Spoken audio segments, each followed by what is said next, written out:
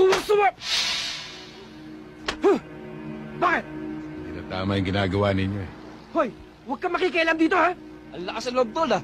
Hindi ka kabisado. Sisinuhin mo yung kaharap mo, ha? Baka hindi mo kilala kuya ko. Alam ko, pulis. Bakit lisensya na ba yun? Para mga abuso kayo? Tol! Ang bigat naman ito. Gusto ata ako masa. Hindi yata nito alam na dalawa na napapatay ng utol mo eh. Eh ano ngayon?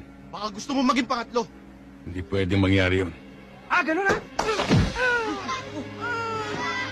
Aray ko! Oh, sige, oh.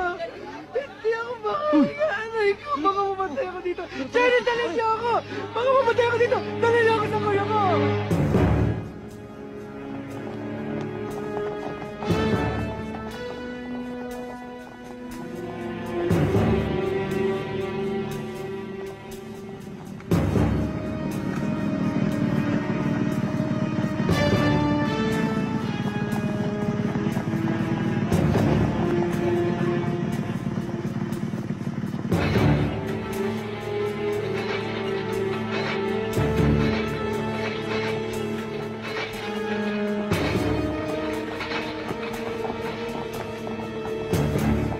Bumili ka ng 4 na iskilan, ha?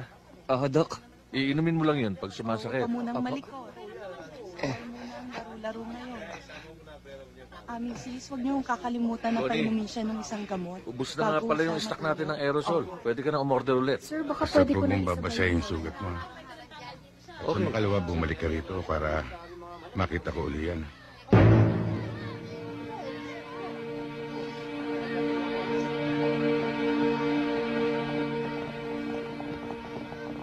Yan, kuya, ha? Yan ang upak sa akin. Hoy! Ikaw! Lumabas ka rito!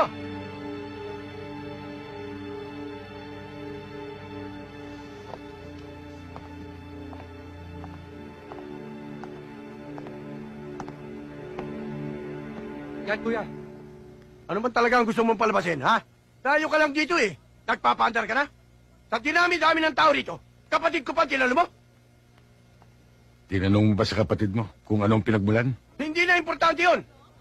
Nagkamali ka na sinagasaan. Sarge, pakiusap lang.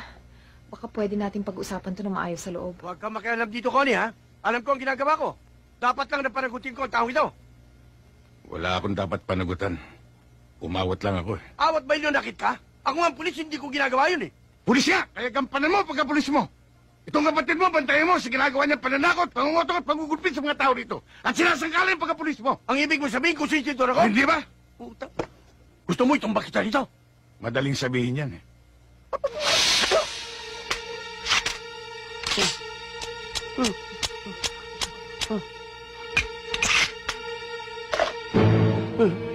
Hindi mo lang alam, Sarge. Hindi tayo talo. Oh, bakit di mo sinabi agad?